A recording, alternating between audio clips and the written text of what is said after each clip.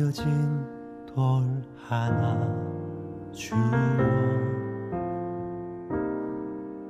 베개를 삼고 텅 빈 하늘을 덮은 채 홀로 누웠습니다. 돌아갈 길이 없기에 마음에 머무는 내 지난 이야기들이 눈물로 흘렀습니다.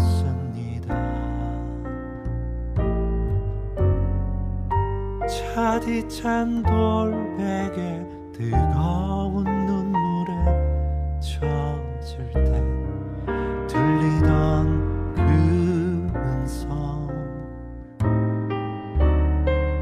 세밀하고 따뜻한 그 음성 내 마음에 꽂혔습니다. 너의 아픔 쌓인 곳에 나 항상 있었고, 너의 탄식 베인 곳에 나의 눈물 고였노라. 너 일어나 돌베개로 돌단 쌓으리니 너의 돌베개 놓인 곳 이제 배들 되리라.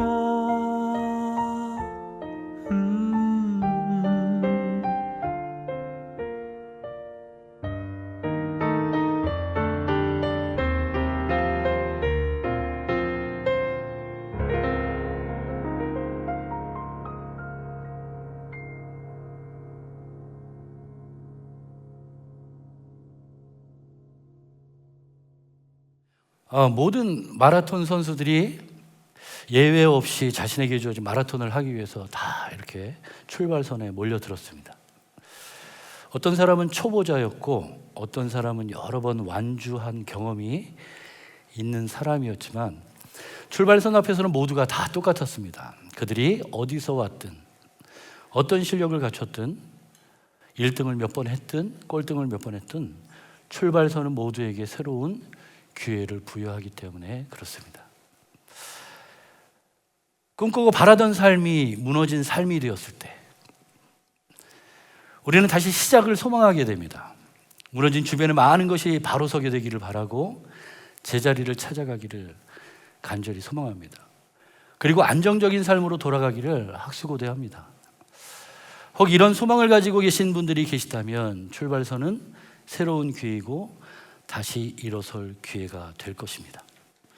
무너진 것들이 회복되기까지, 그 때까지, 그 회복되어지는 시점이 바로 출발선에 서서 어딘가를 향하여 달려갈 그 자세를 취할 때 우리에겐 새로운 소망이 보이게 됩니다. 우리는 일반적으로 사회생활하고 혹은 가정생활을 하고 교회생활을 하면서 우리의 가정 가운데에, 자녀 가운데에, 사업 가운데에, 경제적인 문제 가운데에 우리의 마음이 때로는 흔들리고 넘어지고 좌절하여서 소망 없이 살아가는 사람처럼 살 때가 있습니다. 사실은 이 문제들이 어느 정도 이상이 되어서 우리의 마음을 갉아먹거나 힘들게 해서 사실은 정말 힘든 순간을 맞이할 때도 있습니다. 혹시 오늘 하나님 앞에 예배드리는 이곳에 이러한 마음을 가지고 혹시 나오신 분이 계시거나 주님의 도우심이 간절히 필요한 분들이 계시다면 오늘 그 출발선에 해당되어지는 오늘 하나님의 말씀에 함께 은혜를 나누시기를 예수님의 이름으로 축복합니다. 이렇게 새로운 출발선의 시작이 오늘 본문에 기록된 야곱에게도 필요하다는 생각이 드는 것은 왜일까요? 그 이유는 야곱의 인생에서 찾아볼 수 있을 것 같습니다. 여러분들 야곱하면 생각나는 게 어떤 것이 있죠? 우리 교회 이름? 딴 교회 다니시나 봐요?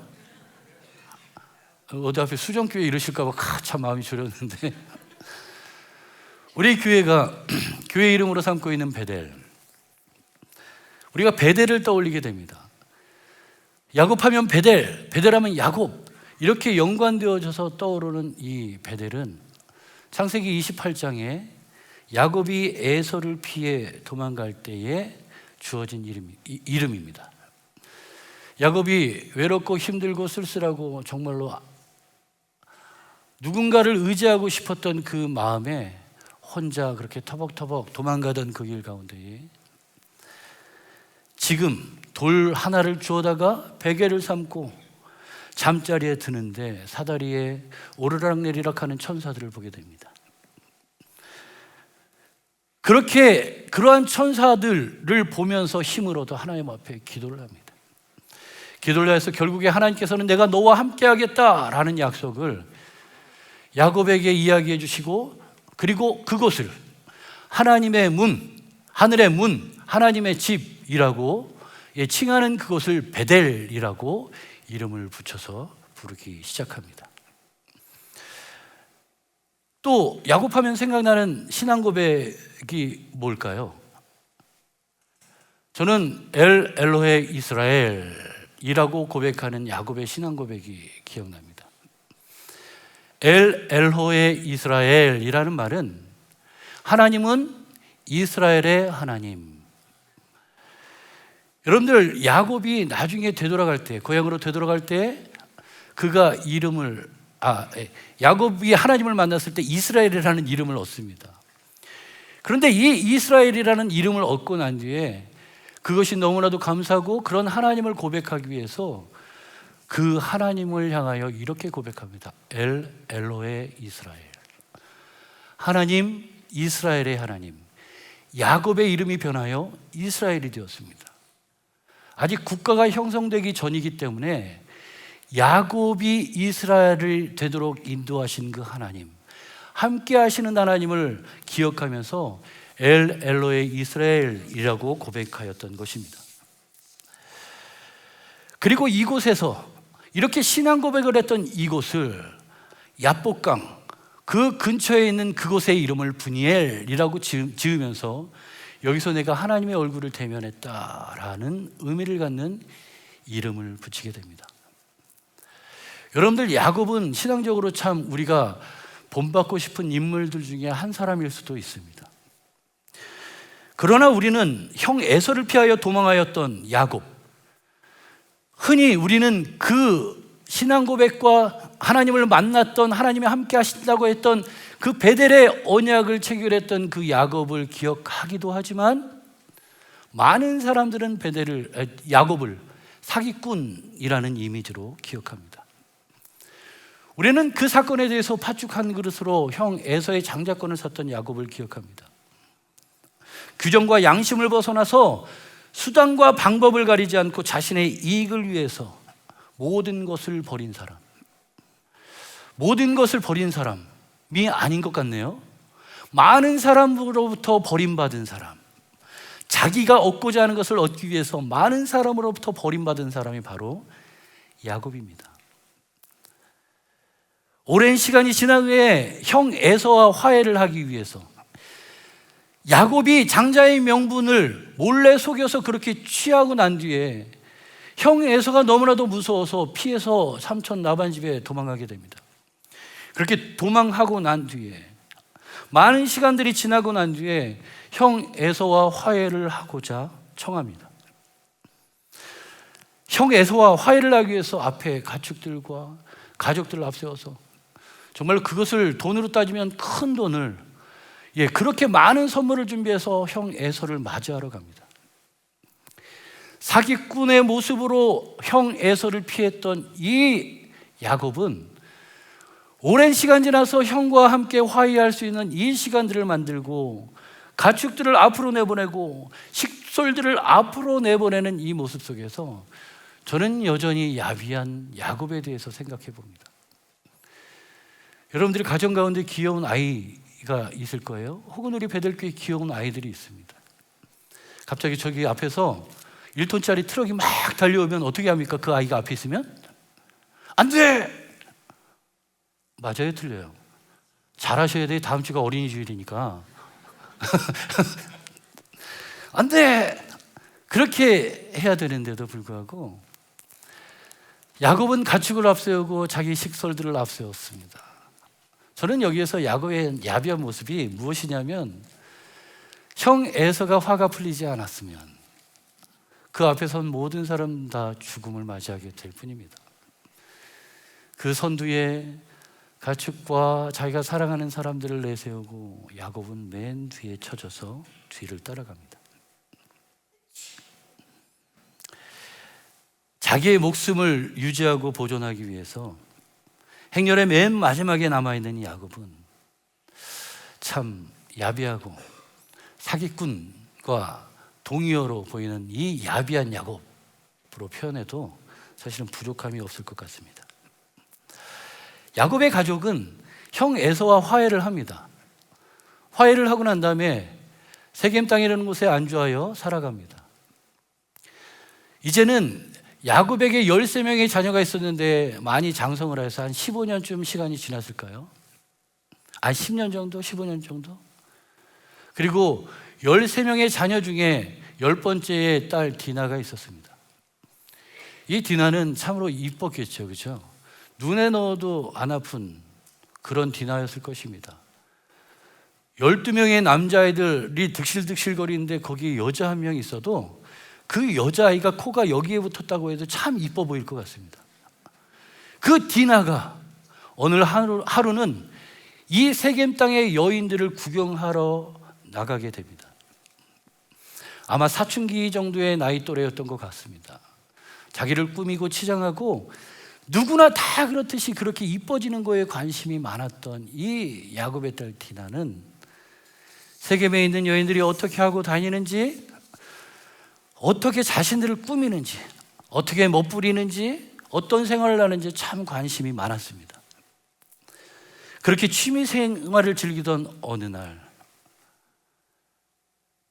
어김없이 세겜 땅의 여인들을 보러 갔던 그날 한 사건이 터지게 됩니다. 그 사건에 대해서 창세기 34장 1절은 이렇게 기록합니다. 레아가 야곱에게서 낳은 딸 디나가 그 땅의 딸들을 보러 나갔더니, 그리고 그 다음 절은 이렇게 기록합니다.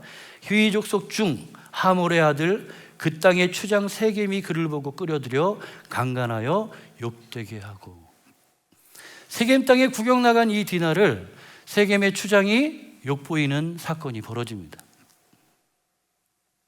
원하지 않았지만 이 세겜의 추장은, 하몰의 아들은 강제적으로 완력적으로 디나를 범하고 욕을 보입니다.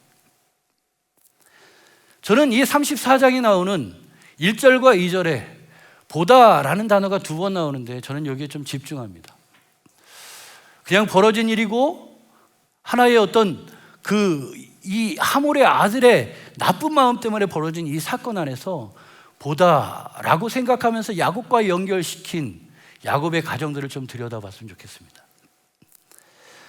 34장 1절에 보면 그 땅의 딸들을 보러 나갔더니 라고 기록할 때 여기서 보다라는 이야기가 나옵니다.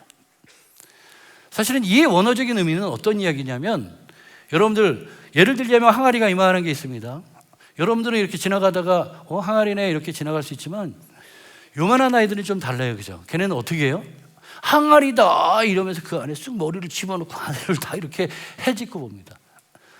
그런 것처럼 지금 디나가 세겜의 여인들을 면밀히 다 살피는 것인데, 이 안에 그 더한 의미는 어떤 것이냐면, 이 디나는 세겜의 여인들이 가지고 있는 그 생활 방식을 면밀히 들여다보면서 샅샅이 살피면서 배우고 익히고 따라하는 삶을 살았던 것입니다. 그런데 세겜은 어떤 땅입니까? 우상이 가득하고 하나님을 믿지 않는 사람들이 자신을 꾸미는 그 장신구 안에 우상을 새겨서 그렇게 자신을 꾸몄던 민족이었습니다. 족속이었습니다. 이런 여인들이 자기를 치장했던 그 우상의 그 부속물들을, 그런 장신구들을 이 야곱의 가정의 딸, 믿음의 가정의 딸 디나는 그냥 서슴지 않고 가서 세겜의 여인들을 보고 따라하고 그렇게 되기를 선호하고, 그렇게 되기를 노력했습니다. 이것은 그 디나의 마음속에 세겜의 문화 가운데 있는 우상에 대한 경계심들이 없었음을 보여줍니다. 조금 더 나아가서는 야곱의 가족 가운데에 디나를 향한, 하나님을 향한 신앙의 교육들이 그쳐 있음을 또한 보게 됩니다. 34장 2절에 세겜의 추장, 그 추장에게 쓰여지는 이 단어, 그 땅의 추장 세겜이 그를 보고 끌어들여 라고 이야기합니다. 여기에 보면 디나가 보았던 것은 샅샅이 면밀하게 살펴서 보고 배우고 따라하고 그렇게 살기를 소원했던 마음입니다. 그게 우상의 장신구일지라도 내가 취해서 이쁘면 그렇게 살아가려고 했던 디나의 삶의 모습을 잠시 보았다면 34장 2절에는 이 세겜의 주장 하몰의 아들이 디나를 보았다라고 이야기합니다. 그런데 이 보다라는 이 단어는 아까처럼 앞에 전치사와 붙어서 해석되어질 때는 샅샅이 살피다. 그런데 그게 문맥, 그 세겜의 그 추장, 그 사람과 연관되어서 문맥 안에서 살필 때 이렇게 해석되어지는 단어입니다. 여자들을 안아보려고, 여자들과 함께 잠자려고, 혹은 강제적으로 추행하려고 보았다라는 말이 됩니다. 하나님을 바라보지 못했던 두 시선술이 뒤엉켜서 큰 사건이 일어났습니다. 디나가 검탈을 당하는, 안 좋은 일을 당하는, 원하지 않지만 그렇게 되어진 이 일들이 벌어지게 되었습니다.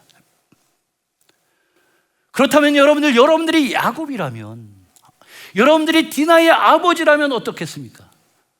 가슴이 찢어지고 아프고 슬프고 이 일들에 대해서 어떻게든지 마무리하고 처리하고 죄의 대가를 묻고 혹은 그 딸 앞에 당당하게 아버지의 모습을 보여야 함에도 불구하고 야곱은 어땠는지 우리가 살펴보기를 원합니다.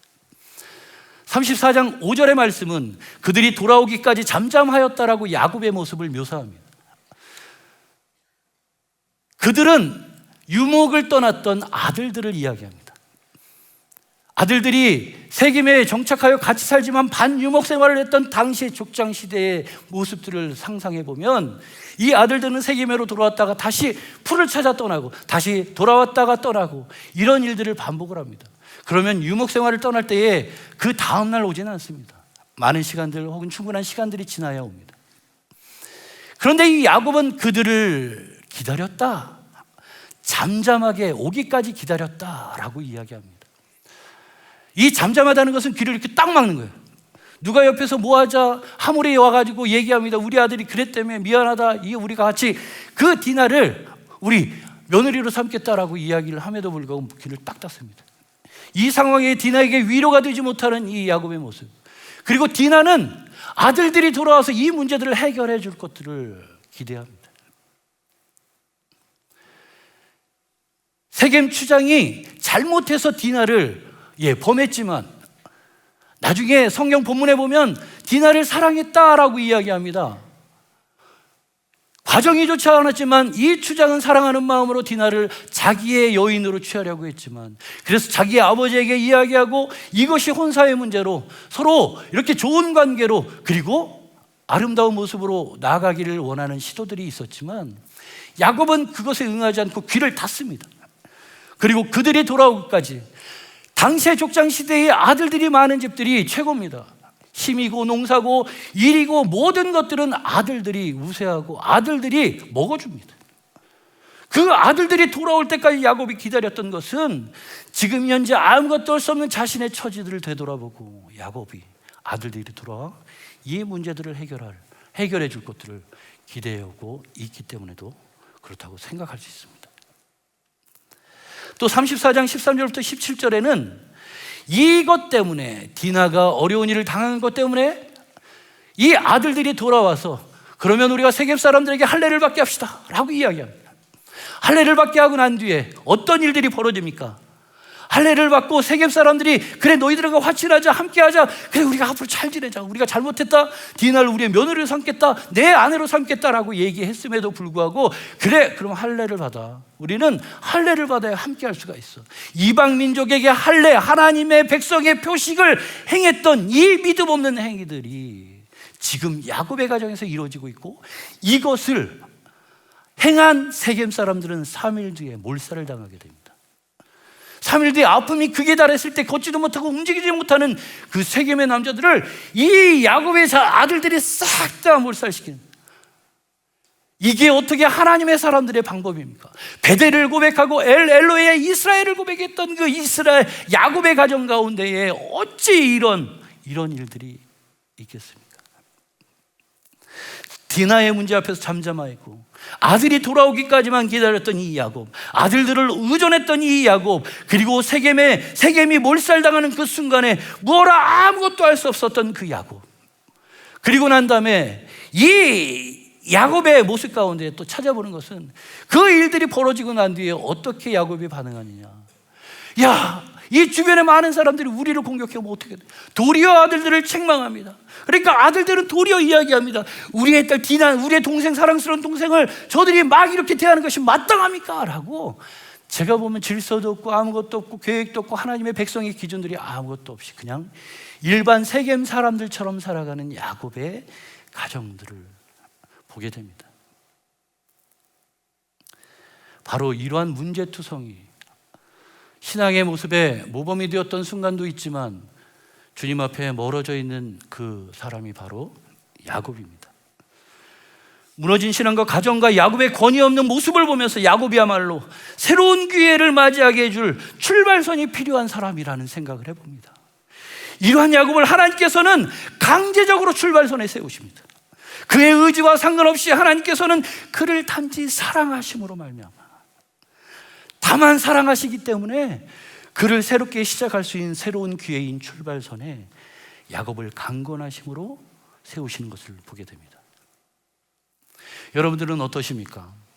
나는 원치 않지만 하나님께서 잡아다가 하나님을 예배하는 자리에 잡아놓는, 다시 되돌이키는, 그리고 그렇게 돌아와서 하나님을 예배하고 경배하면서 하나님의 백성으로 살아갈 것들을 느끼고 깨닫고 기도해야 될 그 출발선에 혹시 여러분들은 끌려와 본 적이 없으십니까? 오늘 야곱은 그 출발선이 누구보다 간절한 사람인 것 같습니다. 그렇다면 출발선에 선 우리와 야곱은 어떻게 해야 할까요? 저는 먼저 출발선에 서 있는 우리는 말씀하시는 하나님께 귀를 기울여야 한다고 말씀을 드립니다. 우리 다 같이 한번 읽어볼까요? 시작. 출발선에 서 있는 우리는 말씀하시는 하나님께 귀를 기울여야 합니다. 1절에 보면 하나님이 야곱에게 이르시되 일어나 베델로 올라가서 거기에 거하며 내가 내 형 에서의 낯을 피하여 도망하던 때에 내게 나타났던 하나님께 거기서 제단을 쌓으라 하신지라. 아멘. 출발선에 세우신 하나님의 마음을 알기 위해서는 우리가 하나님께서 무엇을 원하시는지를, 무엇을 우리에게 요구하시는지 정확하게 파악해야 됩니다. 여러분들 시험 많이 봐보셨잖아요, 그죠? 시험 볼 때 100점에 가깝게 점수가 나오려면 어떻게 해야 돼요? 출제자의 의도를 파악해야 됩니다. 출제자에게 어떤 유형을 내는지, 어떤 식의 문제를 내든지, 아니면 이 출제자는 이런 것들을 요구한다든지, 그런 의도, 문제의 의도들, 출제자의 의도를 잘 파악하면 성적은 좋아질 수밖에 없습니다. 하나님의 의도는 무엇일까요? 야곱을 향한 억지로 강제적으로 하나님께서 원하셔서 세우신 그 출발선이지만, 하나님께서 야곱이 꼭 들어야 하는 그 하나님의 의도는 도대체 무엇일까요? 저를 한번 따라서 해봅니다. 일어나 베델로 올라가라.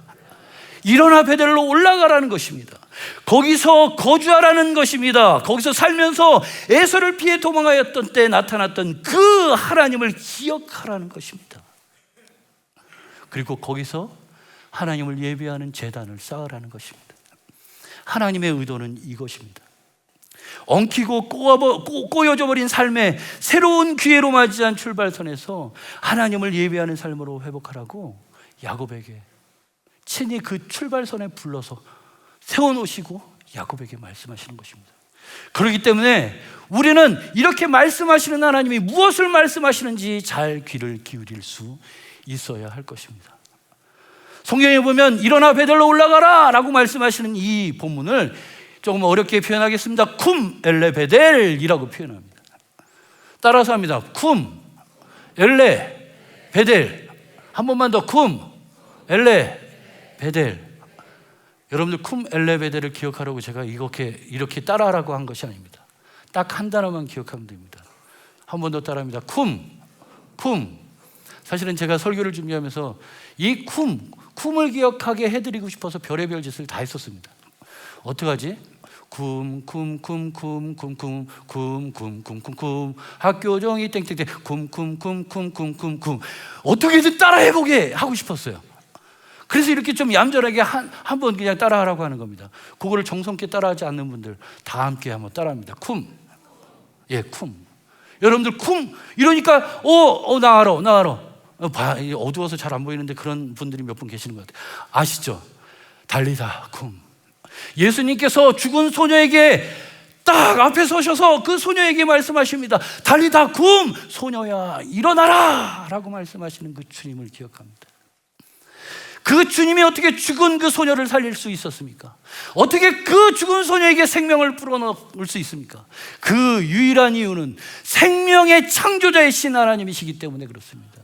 그 하나님께서 소녀에게 말씀하시는 것입니다. 죽음이 엄습하고 죽음이 다가와 있지만 그 소녀에게 소녀에 일어나라. 생명의 주인이신 예수님께 손을 내밀어 말씀하실 때 그 소녀는 생명의 주인 앞에 그 생명은 살아날 수밖에 없었던 것입니다. 쿰 일어나라. 그 말씀하시던 성자 하나님의 음성이 오늘 야곱에게도 들려오고 있는 것입니다. 쿰 엘레베델. 마치 죽은 것 같은 야곱의 너의 삶아, 생명의 주인인 내가 외친다. 쿰 엘레베델. 베델로 올라가라. 생명의 주인 대신 이 우리의 하나님께서는, 사랑이 많으신 우리 하나님께서는 다 죽은 것 같은 이 야곱, 아무 소망이 없고 세겜 사람과 섞여 살아도 아무 티가 안 나는 그 야곱의 생활, 이 모든 삶의 방식들을 다 뒤집어 엎도록 생명의 주인 되신 그 주님이 죽은 야곱의 그 마음속에, 그 가정 가운데에 외치는 것입니다. 쿰 엘레베델. 일어나라. 죽음을 이기신 그 하나님의 외침을 우리가 들을 수 있어야 할 것입니다. 야곱에게 베델은 도대체 어떤 곳입니까? 야곱에게 베델은 어떤 곳이기에 야곱의 삶 가운데 베델은 그렇게 따라다닌다로 그렇게 불려질까요? 베델은 원래 야곱의 형 에서를 피해 도망하던 길에서 광야에서 돌베개를, 아시잖아요, 불쌍하게 잠을 자다가 하나님을 처음 만났던 곳입니다. 그곳에서 하나님께서 무엇을 약속하십니까?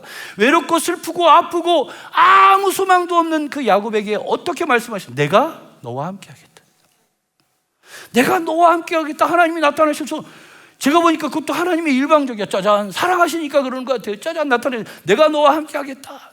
그 야곱의 슬프고 안타까운 그 삶을 어루만져 주시면서 위로하시고 함께 하시겠다고 언약해 주신 그 하나님 앞에 야곱이 약속했던 것이 무엇입니까? 내가 나중에 여기 돌아와서 다시 하나님 앞에 예배드리겠습니다 라고 얘기했던 거예요. 그리고 그곳의 이름을 베델이라고, 하나님의 문, 하나님의 집, 하늘의 문, 이 의미를 담은 이 베델이라는 이름을 짓게 됩니다. 그러나 그랬던 그가 지금 현재 안주하고 있는 곳은 어디입니까? 그곳이 현재 머물러 있는 곳은, 하나님께서 쿰하시는 그곳은 어디냐면 세겜 땅이었습니다. 에서와 화해하고 난 뒤에 그 가나안 언저리 세겜에 머물러 안주하게 됩니다. 형과 화해했으니까 하나님의 모든 인도하심이 그래 여기까지일 수도 있다, 하나님의 은혜가 족하다, 뭐 이럴 수도 있습니다. 그러나 우리 예수님의 모습 안에서 타협하지 않으시는 우리 예수님을 발견하게 됩니다. 마귀의 유혹을 당한 우리 예수님은 어떠셨습니까? 타협의 일절 하나도 없었습니다. 우리를 사랑하시고 십자가를 지시게 한 그 길 가운데 걸어가는, 그 길 가운데 방해가 되어지거나 하나님의 뜻을 거스리는 모든 일들 가운데 딱 하나라도, 겟세마네 동산에 주여 나는 이렇게 되기를 원치 않지만 주님의 뜻이라면, 타협하지 않으시는 그 주님의 모습을 볼 때 야곱은 타협하여 세겜에 머물러 안주하고 그곳에서 베델을 점점 잊어가게 되었던 것입니다. 예수님께서 제자들을 택하시고 그들에게 말씀하셨을 때 이렇게 말씀하십니다. 누구든지 손에 쟁기를 잡고 뒤를 돌아보는 자는 하나님의 나라에 합당하지 아니하니라. 예수님의 제자가 된 자들을 향하여 말씀하시는 것입니다. 그들에게 예수님의 제자가 되고 하나님의 나라의 백성으로 하나님의 그 나라의 말씀을 선포하는 자로 세움받기 위해서는 뒤를 돌아보지 않는 결단이 있어야 된다는 것입니다. 그런데 야곱은 어떻습니까? 안주하고 타협하고 그리고 그 혼란한 장소 세겜에 머물러 그냥 살아가고 있었던 것입니다. 디나는 그 땅의 문화를 배우고 자기 것으로 취하는, 어떻게 보면 디나는 그냥 세겜 여인과 함께 봤을 때 취장한 것으로 보면 다를 바 없었을 수도 있겠습니다. 이런 가정 가운데에 우리는 하나님이 무엇을 말씀하시는지에 대해서 귀 기울여야 합니다. 하나님의 말씀하심에 일어나 베델로 올라가라 라고 말씀하신 음성이 들려진다면 우리는 타협하지 않고 쿰 하시는, 생명의 주인 되시고 창조주 하나님 되신 그 하나님의 말씀하시는 쿰, 생명을 불어넣으시는 그 주님의 음성에 우리는 집중하고 귀를 기울여야 할 줄 믿습니다. 그리고 다음으로 하나님의 말씀하심에 귀를 기울이고 그 말씀을 듣기를 우리가 원한다면은 다음으로 우리가 출발선을 딛고 달리기 위해서는 정해진 규칙을 배워야 합니다. 지금 2절과 3절에는 이렇게 기록합니다. 야곱이 이에 자기 집안 사람과 자기와 함께한 모든 자에게 이르되 너희 중에 있는 이방 신상을 버리고 자신을 정결하게 하고 너희들의 의복을 바꾸어 입으라. 우리가 일어나 베델로 올라가자. 내 환난 날에 내게 응답하시며 내가 가는 길에서 나와 함께 하신 하나님께 내가 거기서 제단을 쌓으려 하노라 하매. 우리 두 번째 대지를 함께 읽어보겠습니다. 자, 우리가 시작. 우리가 출발선을 딛고 달리기 위해서는 정해진 규칙을 배워야 합니다. 아까 하나님의 말씀을 우리가 잘 들을 수 있다면 이제는 그 하나님의 말씀, 의도하신 하나님의 말씀, 우리의 삶을 이끄시고 생명을 부여하시는 그 주님의 말씀이 우리에게 요구하시는 정해진 규칙들을 우리는 배워야 합니다. 대한민국 사람들이 대한민국의 법을 지키지 않으면 위법하다고 이야기합니다. 우리는 하나님께서 정해주신 그 규칙, 말씀에 어긋나지 않도록 그 규칙들, 하나님이 정하신 규칙들을 배워야 할 필요가 있습니다. 하나님의 역사하심이 대단했던 것 같습니다. 1절과 2절의 행간, 1절의 말씀이 끝나고 제단을 쌓으라 하신지라 하나님이 말씀하십니다. 1절 끝에. 그리고 2절에 야곱이 이에로 시작하는데 1절과 2절의 그 하얀, 성경책의 하얀 그 공백, 그 행간에 큰 놀라운 일이 일어난 것 같습니다. 여러분들 이전에 야곱의 모습, 야곱의 가정들을 상상해 보십시오. 야곱의 가정은 세겜에 어울려 살았던 사람들입니다. 그 가정들입니다. 그리고 하나님을 잊고 베델을 잊고 그리고 하나님의 규칙들을 잃어버렸던 사람들입니다. 그러하기 때문에 세겜의 문화를 그리고 세겜의 우상들을 받아들이는 것에 대해서 거리낌 없이 그들이 취하였고, 그리고 디나의 사건을 통해서 야곱은 한없이 작아진 가장의 모습을 잃어버린 그 모습으로 서 있습니다. 족장 시대의 가장 큰 힘은 무엇이냐면 그 족장의 우두머리, 그 우두머리가 최고인데 지금 이 야곱의 가문 가운데 족장은 누구입니까? 야곱입니다. 그런데 야곱의 말 한마디는 힘이 없고 디나가 어려운 일이 당했을 때도 어찌할 수 없는 이 무능한 이 야곱에 대해서 디나에게 위로가 되어줄 수 없는 이 야곱의 모습 속에서 우리는 연약하고 한없이 나약한 야곱을 보았습니다. 그런데 이 1절과 2절 사이에 이렇게 연약하고 나약하여 하나님 앞에 베델 엘로에 이스라엘이라고 고백했던 이 야곱에 대한 추억을 할 수는 있지만 시간이 지나고 난 다음에 세겜의 땅에 계속 살았던 이 야곱의 모습은 우리에게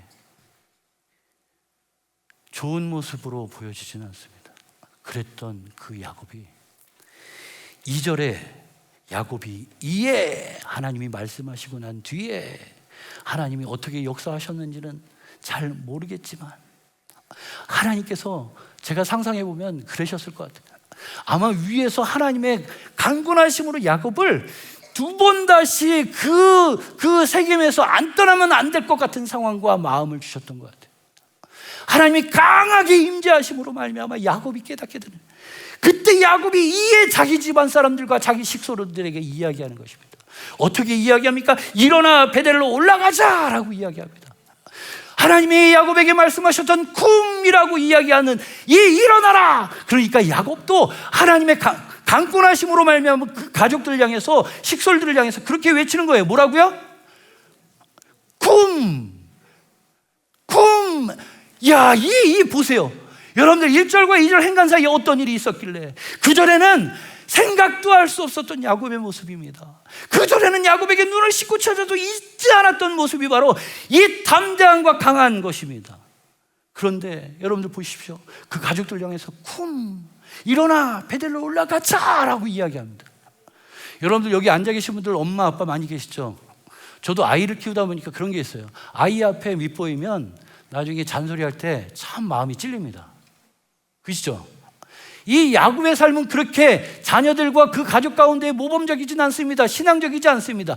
그런 야곱의 가정 가운데에 야곱이 하나님을 체험한 거예요. 경험한 거예요. 강권하신 하나님을 그렇게 느꼈던 거예요. 그러니까 입이 막 뚱뚱뚱한 거예요. 이걸 얘기해야 되는데 죄송합니다. 얘기하면 안 돼. 뒤나 일도 있고, 아들들도, 내가 가정에, 내가 모습을 너무 많이 보였는데, 하나님 믿는 모습 잘 안 보였는데, 내가 하나님의 명령을 받아서 일어나 베델로 올라가자면 들을까? 여러분들 그 있잖아요. 민망한 거. 자식들한테 뭐 얘기하고 싶은데 마음은 그건 아닌데 표현하려니까 그런 거. 폭삭 속았수다. 학씨. 예? 그 양관식이가 배 타고 저기 나갔다 오잖아요. 딸하고, 그치? 애순이랑. 애순이 맞나요? 양관식이가 애순이랑 갔다 오는 게 아니라 그 딸하고 갔다 오는 거죠. 딸하고 갔다 오니까 그 학시 이분이 그러는 거예요. 그 부둣가에 앉아가지고 딱 오니까 어디 갔다 와? 뭐 이러면서, 그죠? 그러면서 시비를 걸면서 자기가 배 타고 이러면서 딱 가가지고 집에 딱 가가지고 소파에 앉아가지고 그 딸이 왔어요. 그때 마침 그 딸이 오니까 그 딸한테 뭐라고 얘기해요? 저기 같이 가? 뭐 이러는 이 학시 아저씨. 여러분들 그 학시 아저씨가 평소에 잘했다면 그 딸한테 멋쩍게 그렇게 이야기했겠어요? 자기도 마음은 있는데 얘기하지 못하는 그 마음들. 여러분들 우리가 자녀들과 아니면 우리의 가정과 우리의 삶의 현장에서 보였던 모습 때문에 내가 그리스도인이라고 떳떳하게 그렇게 하지 못하는 순간들이 많잖아요. 학시 하고 싶은데, 학시 이 아저씨가 했던 것처럼 말하고 싶은데 똑같은 마음으로 쭈물쭈물대는, 그래서 입에서 나오는데 하나님께서 말씀하시라고 하시는 것 같은데 뭔가 이게 입에 터져 나올 것 같아. 입을 꾹 다물고 여러분들 하나님은 강권하시고 여러분들에게 은혜를 주셨건만 우리는 그 은혜를 그냥 그렇게 그런데 그 막은 소들 비집고 나오는 그 말, 일어나 베델로 올라가자. 그리고 일어나 베델로 올라가자라고 이야기하는 이 이야기 뒤에 이방 신상을 버려라, 정결케 하라, 의복을 바꾸자라고 야곱은 이야기합니다. 베델로 올라가기 위한 하나님의 규칙입니다. 이 세 가지, 이방 신상을 버리고 정결케 하고 의복을 바꾸는 이 일을 한 단어로 표현하면 이렇습니다. 따라합니다. 거룩입니다. 하나님께서는 거룩하라고 말씀하시는 것입니다. 그 출발선에 발을 띨 수 있도록 하나님이 강권하실 때에 우리를 거룩하게 하시는 그 하나님 앞에 반응하라는 것입니다. 이때에 놀라운 일이 벌어집니다. 그렇게 학시 아저씨 같은 그 야곱이 그렇게 일어나 베델로 올라가자라고 얘기했을 때 어떤 일이 벌어집니까? 와, 깜짝 놀랐습니다. 이 1절과 2절 행간에 어떤 일이, 하나님이 어떻게 강권하셨길래, 예전에 베델에서 만났던 그 하나님, 아니면 야복강에서 만났던 그 하나님보다 하나님이 얼마나 야곱에게 그 사랑하는 마음을 보여주셨어. 이야기할 때 그의 가족들이 반응합니다. 그의 식솔들이 일어나 베델로 올라가자 그랬더니 얘네들이 막 해가지고 모여가지고 막 손가락질 빼고 장신구를 뺍니다. 그 장신구는 당시에 다 그 지역에 있는 우상들을 새겨가지고 자기를 꾸미고 붙이고 이쁘게 하고 그랬던 것이 바로 그것입니다. 금, 귀고리 뭐 이런 고리들을 막 여기저기 막 얼굴에 갖다 붙였던 모든 것들 가운데 우상을 새겨 만들었던 그 장신구들을 다 빼어 야곱 앞에, 하나님 앞에 내어드리게 됩니다. 하나님께서는 여호수아에게 말씀하십니다. 강하고 담대하라. 모세가 죽고 난 후에 여호수아는 이스라엘의 1인자로서의 입지가 적었습니다. 그리고 이제는 가나안 땅을 앞에 두고 건너가야 하는 이 여호수아에게 하나님께서 강하고 담대하라고 이야기하시는 것입니다. 가나안 땅에 들어가면 그 수많은 적들이 기다리고 있는 것을 뻔히 알고 있는데 그 야곱에게, 그 여호와에게 하나님께서 이야기하신 것은 강하고 담대하라. 여러분들, 근데 우리는 잘 알아야 됩니다. 이 강하고 담대하라는 이 의미가 어떤 의미냐면, 앞에 가나안 땅에 들어가면 그 수많은 적들이 있으니까 그 수많은 적들은 거인과 같기 때문에 그들 앞에 설 때에 강하게, 그들이 야 이 조그만 게 이러면 아닌 것처럼, 안 좋은 것처럼 담대하게, 그 뜻이 아닙니다. 앞에 어떠한 장애물이 있더라도, 그 앞에 그 가난한 거대한 사람이 있을지라도, 그보다 더한 일들이 있을지라도 그 일들을 허락하신 하나님, 가나안 땅을 약속으로 주신 하나님, 그 약속하신 말씀을 부여잡고, 누가 말씀하신 거? 하나님의 말씀하신 그 하나님의 말씀을 부여잡고 가나안 땅에 들어갈 것에 대하여, 하나님의 말씀에 흔들리지 않을 것에 대하여 강하고 담대하라고 이야기하는 것입니다. 앞에 어떤 게 뭐가 와도 말씀을 붙잡는 겁니다. 말씀을 지키는 거에 강해지는 거예요. 저 앞에 삼손과 같은 사람이 있다고 해서 야 내가 강해질까, 이렇게, 그게 아니라 그러한 문제 저러한 문제 우리의 삶을 뒤집어 엎고 엎었다 뒤집었다 해도 하나님께서 말씀하시는 그 말씀, 약속하시는 말씀, 야곱에게는 너와 함께 하겠다라고 말씀하셨던 그 하나님, 일어나 베델로 올라가라 품하시는 그 하나님이 말씀하시는 그 약속하시는 말씀을 부여잡으면 이 야곱은 이제 더 이상 이 세겜을 떠나지 않을 이유가 없는 것입니다. 하나님은 말씀하셨고 이 야곱은 이제 떠날 준비를 합니다. 자기의 식솔들을 거룩하게 하도록 하나님의 그 규칙들을 잘 깨달아 할 수 있도록, 그리고 그들이 하나님 앞에 어떻게 살아야 할지에 대한 1차적인 그 규칙, 모든 우상을 버리는 일들을 그들 스스로, 야곱은 다만 선포했을 뿐인데 다 알아서 그 하나님의 은혜가, 야곱을 통해서 흘러넘치는 하나님의 은혜가 그 모든 가족들과 식솔들을 적셔 그들이 하나님의 말씀 앞에 서게 하는 것을 보게 됩니다.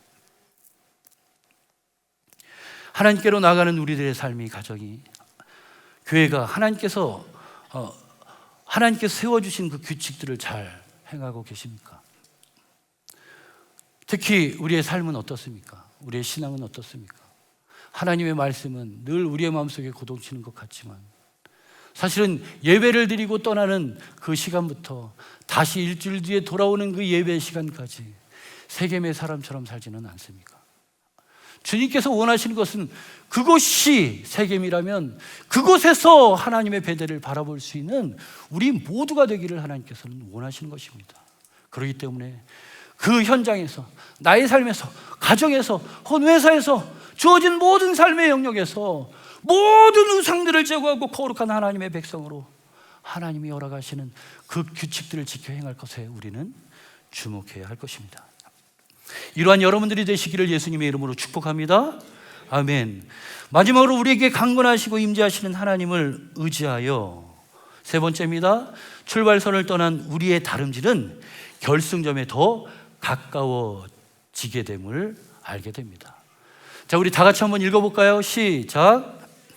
떠난 우리의 다름질은 더 가까워지게 합니다. 여러분들, 출발선을 떠나야 결승점에 더 가까이 다가가죠. 4절 5절엔 이렇게 기록합니다. 그들이 자기 손에 있는 모든 이방 신상들과 자기에게 있는 귀고리들을 야곱에게 주는지라 야곱이 그것들을 세겜 근처 상수리 나무 아래에 묻고 그들이 떠났으나 하나님이 그 사면골들로 크게 두려워하게 하셨으므로 야곱의 아들들을 추격하는 자가 없었더라. 아멘. 야곱의 선포에 그의 가족들이 반응했습니다. 연약하고 질서가 없었던 가정 가운데 하나님의 권위가 선포되어지고 난 뒤에 질서가 세워지고 하나님을 바라보는 가정이 되었습니다. 모든 우상들을 제거함으로 거룩하게 되었습니다. 마땅히 하나님의 백성으로 해야 했던 거룩하게 되어지는 이 실천함이 하나님의 놀라운 말씀 앞에 설 때 다시 각성되어지고, 다시 하나님을 바라보며 하나님이 무엇을 우리에게 원하시는지 그 의도를 파악하여 하나님이 정해주신 그 규칙대로 하나님이 말씀하시는 그 말씀하심을 따라 그 출발선에 발을 뗄 준비를 다 하였습니다. 야곱과 그의 가족들이 그렇게 했습니다. 야곱의 선포에 그의 가족들이 이렇게 반응하고 결단하고 그렇게 거룩되어지고, 그런데 문제는 하나 더 남아 있습니다. 그들이 발을 떼는 순간 나타나고 보이는 것들은 그 사면고울들로 크게 두려워, 이 사면고울들, 아까 족장 시대라고 말씀드렸어요. 족장은 다 연합하여서 자기들에게 해를 가한 그 족속들을, 그 가문들을 같이 연합하여 공격하고 그리고 몰살시킵니다. 지금 야곱의 가족들, 그 아들들이 했던 일들은 거짓말로 사기를 치는 일들로 그 세겜의 그 남자들 다 몰살시켰던 이 일들을 보면서 주변에 있는 족속들이 아마 그렇게 얘기했을 것입니다. 저것들 오늘 당장 가서 치자. 아니 내일 당장 가서 치자. 어쩌든 간에 저것들은 내 눈에 보기에도 싫으니까 당장 쳐. 다 몰살시키자. 연합한 그 족속들은 그렇게 세겜의 족속들의 그 피해들을 복구하고 혹은 공격하고 복수하기 위해서 준비했었을 것입니다. 그런데 참 재미있는 것은 그럼에도 불구하고 야곱은 베델로 올라갑니다. 그 무서운 상황들, 발을 띄고 가는 그 길 가운데 당장 쳐들어와서 자기들을 죽일 수도 있는 그 사면고울들이 있음에도 불구하고 야곱은 하나님의 강건하심이 자기에게 생명을 불어주시고 분마라고 말씀하시는 그 말씀을 부여잡고 그 사면고울이 자기들을 압제하고 두렵게 하지만 그 가운데로 하나님의 말씀을 부여잡고 걸어가게 되는 것입니다. 그리 아니하실지라도 하나님의 은혜를 바라보게 되는 것입니다. 주변 상황이 녹록지 않아도 주의 말씀을 부여잡고 하나님이 원하시는, 하나님이 의도하시는 베델로 올라가기에 힘쓰게 되었던 것입니다. 여러분들, 야곱의 가문이 이제는 살아남지 못할 상황에 발을 떼면 더 가까워지는 것입니다. 아무것도 할 수 없다고 생각하는 그때에 9회 말 투아웃에 홈런이 땅 날아가듯 보이지 않는 골대 사이에 저 코너에 저 멀리서 보이지 않는 각도 가운데 선수가 공을 쳐서 들어가서 골을 넣는 것처럼 하나님의 기적과 역사하심은 놀라운 은혜를 우리 가운데 부여하십니다. 야곱이 발을 떼고 그 출발선을 떠날 때에 어떠한 일이 그들 가운데 있습니까? 그들에게 일어났던 일들은 야곱의 아들들을 추격하는 자가 없었더라. 아멘. 아멘. 하나님을 의지하고 부여잡았던 이 야곱의 가족들과 이 식솔들을 그 누구도 말리지 못하는 것입니다. 야곱은 도리어 저 사면고울 사람들이 두려웠지만 도리어 하나님께서는 이 상황을 역전시키셔서 야곱을 인도하시는 하나님을 사면고울이 도리어 두려워하게 만드십니다. 그래서 하나님의 백성들을 건들지 못하도록, 하나님의 백성들에게 해하지 못하도록 하나님은 이 야곱과 가족들을 이끄는 것들을 보게 됩니다. 그렇게 야곱은 함께 하시는 하나님을 인하여 출발선에서 발을 뗄 수 있게 됩니다. 이렇게 하여 그 출발선에 발을 뗀 야곱과 가족들의 믿음의 경주는 약속으로 허락하신 예수 그리스도의 오심으로 한 걸음 더 가까워지는 놀라운 은혜를 경험하게 되었던 것입니다. 우리 베델의 모든 가족들도 이러한 은혜가 넘쳐 흐르기를 축복합니다. 이제는 좀 마무리를 좀 하도록 하겠습니다. 사실은 제가 담임 목사님이 참 부러워요. 우리 담임 목사님 왜 그러냐면 원고를 들고 올라가지 않으세요. 그죠? 성경책만 이렇게 보고, 자, 제가 조금만 흉내낼게요. 막 이렇게 여기를 갔다가 여기를 갔다가. 근데 죄송한데 저는 제한 범위가 여기입니다. 여기를 벗어나면 안 돼. 왜? 원고가 여기 있었어요. 저는 원고를 준비하고 원고에 대해서 최대한 이게 뭔가 말이 하면 목사님, 담임 목사님처럼 그렇게 영성으로 충만하지 못해서 혹은 더 경험이 없어서 실수를 하기 때문에 철저히 원고에 의존합니다.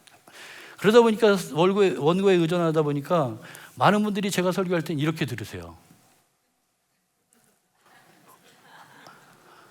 참 심각한 설교가 제가 나중에 내려갈 때 너무 심각했나 보다 생각할 정도 한 표정으로 시작할 때부터 끝까지 들으시는데 제가 그래서 준비했습니다.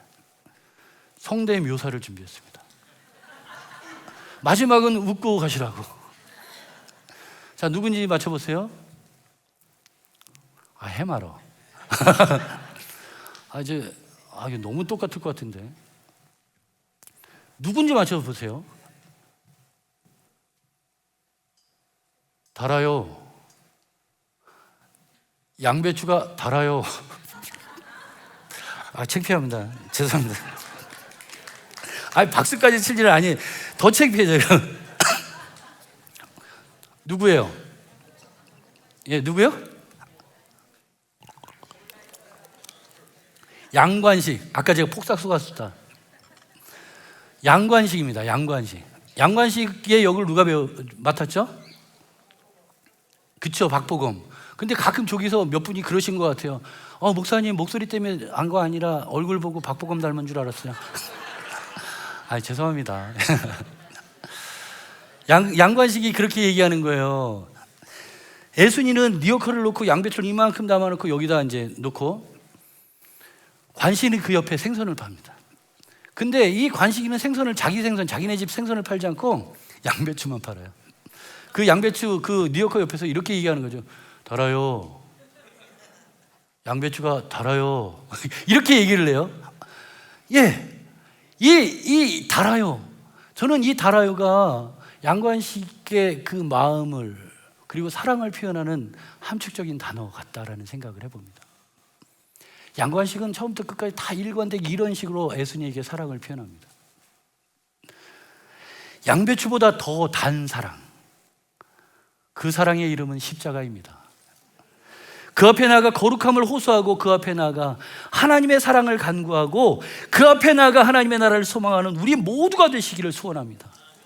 혹 그 출발선에 서 계신 분이 혹시 이곳에 계시다면, 이곳에 서 계신 그 출발선에 계신 그분이 자기 의지가 아니라 하나님께서 억지로 끌고 와서 삶이 아니면 생활이 아니면 여러 가지 생각들이 신앙이 그렇게 돼서 하나님이 억지로 끌고 와서 그 출발선에 세우신 분들이 여기에 계시다면 감사하십시오. 그리고 하나님께서 말씀하시는 그 베델을 바라보고 그 베델을 향하여 모든 우상과 정결케 하고 그리고 하나님 앞에 의복을 바꿔 입으면서 거룩하게 하기에 힘쓰십시오. 우리로 하여금 베델에 오르게 하나님은 하실 것입니다. 우리의 의지와 상관없이 하나님의 사랑의 의지는 달아요. 이것보다 더 사랑이 넘치는 하나님의 사랑은, 십자가의 사랑은, 생명의 주인 되신 그 하나님의 사랑은 우리를 분명 베델로 인도하실 것입니다. 야곱에게 함께 하셨듯이 십자가의 출발선에 우리를 세우신 예수님께서는 우리를 거룩하게 하시고 사면 고울을 잠잠하게 하실 것입니다. 무너진 우리의 가정을 세우시고 무너진 우리의 한국교회를 세우시고 이 나라 민족을 세우시고 세계와 열방을 세우시는 생명의 부활 되신 그 예수님을 소망하면서 우리가 더욱더 선명하게 베델로 올라갈 수 있는 우리 모두가 되시기를 축복합니다. 베델의 모든 성도 여러분, 우리와 함께 일어나 베델로 올라갑시다. 아멘. 아멘. 우리 하나님 앞에 영광의 박수를 올려드립니다. 예수 우리 왕이여 이곳에 오소서. 우리 같이 고백함으로 이 시간 함께 하실 주님을 맞이하기를 원합니다. 예수 우리 왕이여 이곳에 오소서. 보좌로 주여 임하사 찬양을 받아 주소서. 주님을 찬양하오니 주님을 경배하오니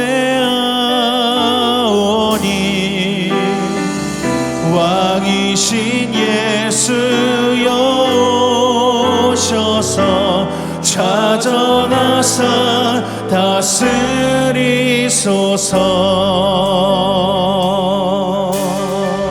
우리 같이 예수 우리 왕이여, 예수 우리 왕이여, 이곳에 오소서.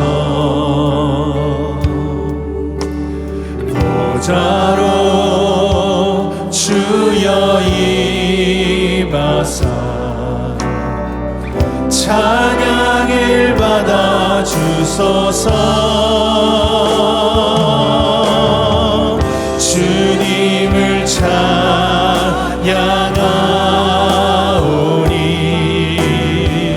주님을 경배하오니 왕이신 예수여 오셔서 찾아가사 다스리소서. 우리 한 번 더 예수 우리 왕이여, 예수 우리 왕이여, 이곳에 오소서. 보좌로 주여 임하사 찬양을 받아 주소서. 주님을 찬양하오니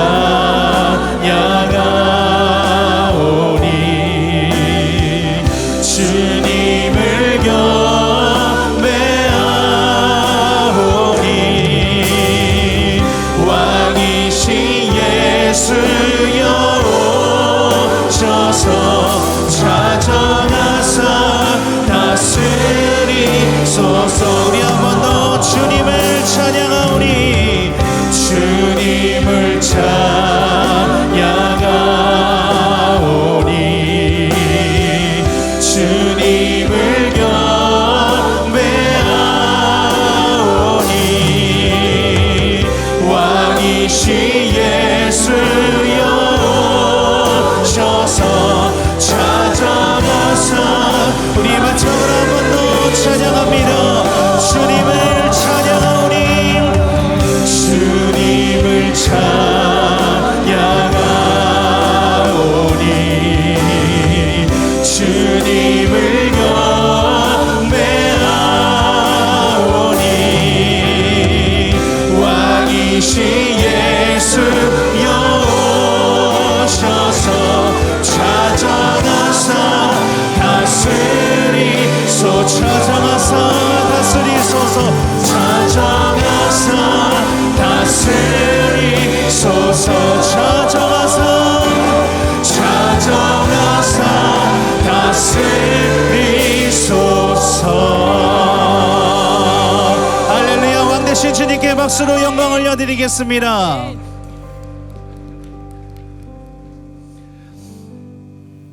오늘도 우리의 왕 되신 주님을 찬양하며 또한 이곳에 함께 하실 주님의 이름을 높여드리는 은혜가 있기를 원합니다. 우리 계속해서 하나님께 찬양으로 영광 올려드릴 텐데요, 우리 다 같이 일어나서 박수치며 하나님께 영광 올려드리겠습니다. 갈 길을 밝히 보이시니 주 앞에 빨리 나갑시다. 우리 같이 기쁜 마음으로 이 시간 영광 올려드리겠습니다.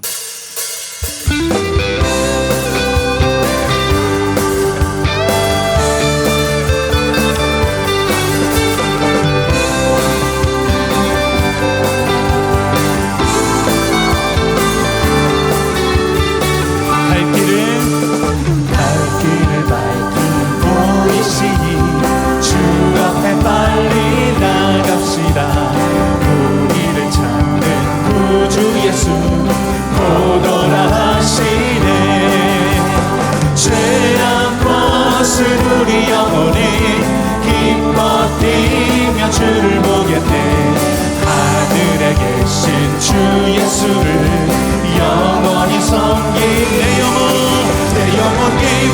춤추며 찬양해 날 자유케 하셨네 내 영혼 크게 외치며 찬양해 할렐루야 할렐루야 우리를 원하시네 우리를 오라 하시는 말 기쁘게 듣고 즐거워하세 구주를 믿기 지체 말고 속속히 나 주 오늘 여기 계시오니 주 오늘 여기 계시오니 다 와서 주의 말씀 듣세 듣기로 하며 생각하니 참 미치시오 죄악 벗은 죄악 벗은 우리 영혼이 기뻐 뛰며 주를 보겠네 하늘에 계신 주 예수를 죄악 벗은 우리 영혼이 죄악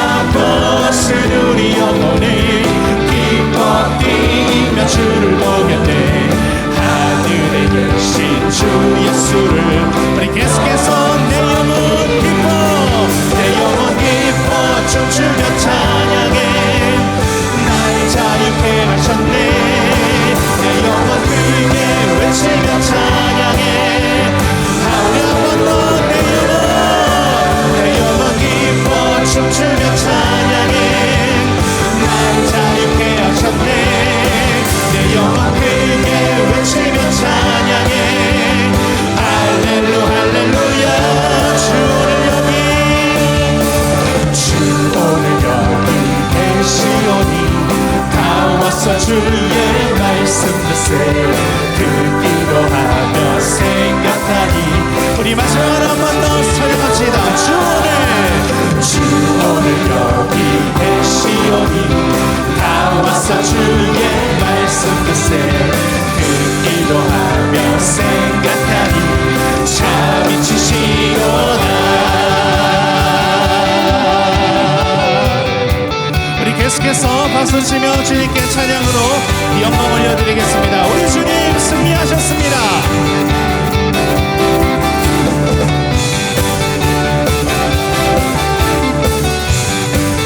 찬양합니다. 예수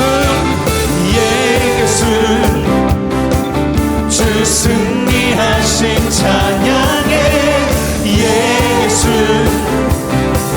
주 사랑 놀라와 예수 자유 주신 기뻐해 예수 생명을 주셨네 우리 한 번 더 예수 주 승리하신 예수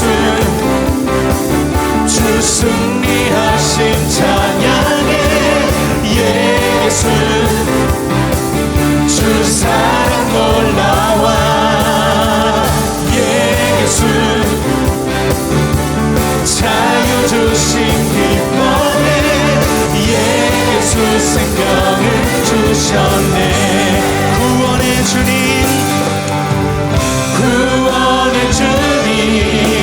자유케 하셨네 모든 죄의 멍에를 주가 깨뜨리셨네 우리 기뻐해 승리의 주님 우리 마음 주께 향하네 예수 주 승리하신 찬양해 예수 주 사랑 놀라와 예수 자유 주신 기뻐해 예수 생명을 주셨네 주님의 성령 내 안에 계시니 담대히 주께 나갈 담력을 얻었네 주 임재 안에서 문제는 사라져 우리 마음 주께 향하네 선포합니다 예수 주 승리하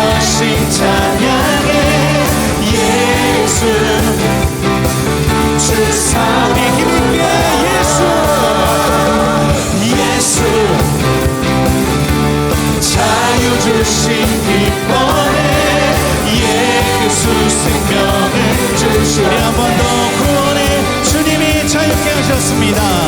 구원의 주님 자유케 하셨네. 모든 죄의 멍에를 주가 깨뜨리셨네. 우리 기뻐해 승리의 주. 우리 마음 주께 향하네. 주님의 승리하심을 예수 주 승리하신 찬양해 예수 주 사랑도. 우리 한번 더 힘있게 예수 자유 주신 기뻐해 예수 생명을 주셨네. 예수 생명을 한 번 더 예수 생명을 주셨네.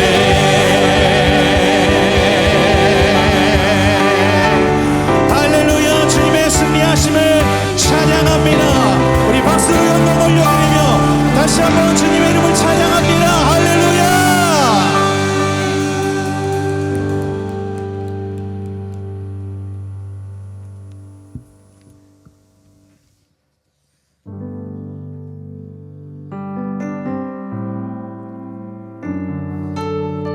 주님의 승리하심을 찬양하며 부활의 기쁨과 부활의 축복을 누리며 우리가 다시 한번 오늘 이 시간 이곳에 계신 성령 하나님을 초청하고 또한 그분의 이름을 높여드리는 은혜가 있기를 원합니다.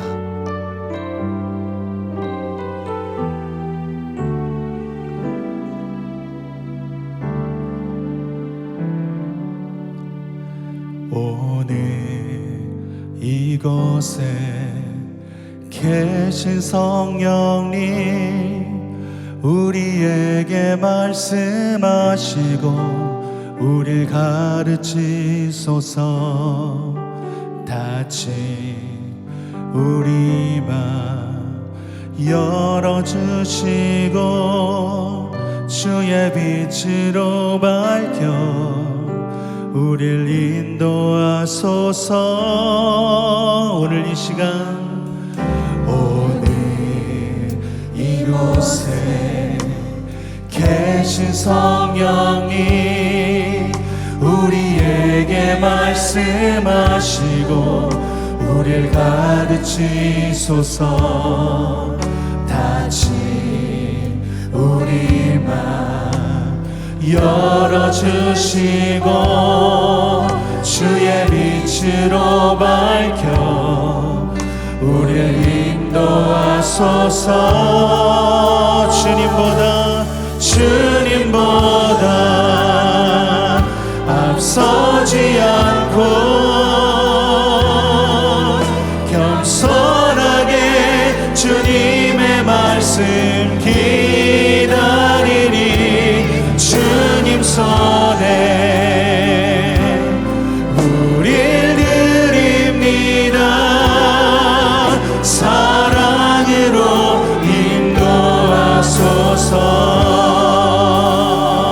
인도하소서. 우리 한 번 더 오늘 이곳에 계신 성령님 오늘 이곳에 계신 성령님 우리에게 말씀하시고 우릴 가르치소서.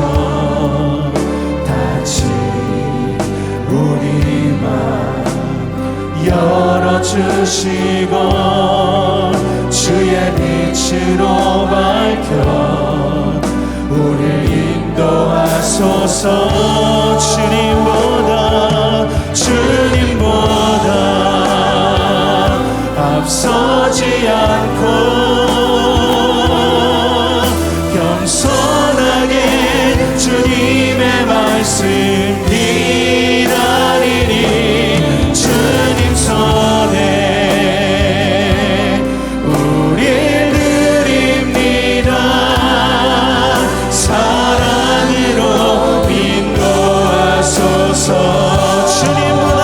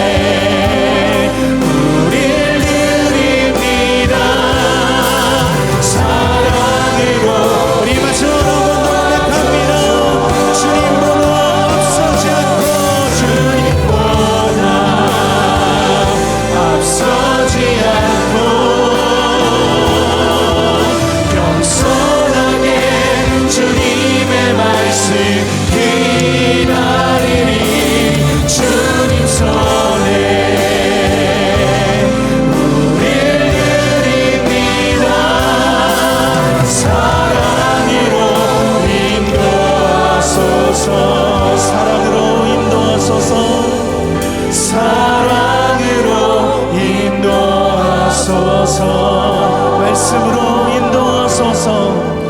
말씀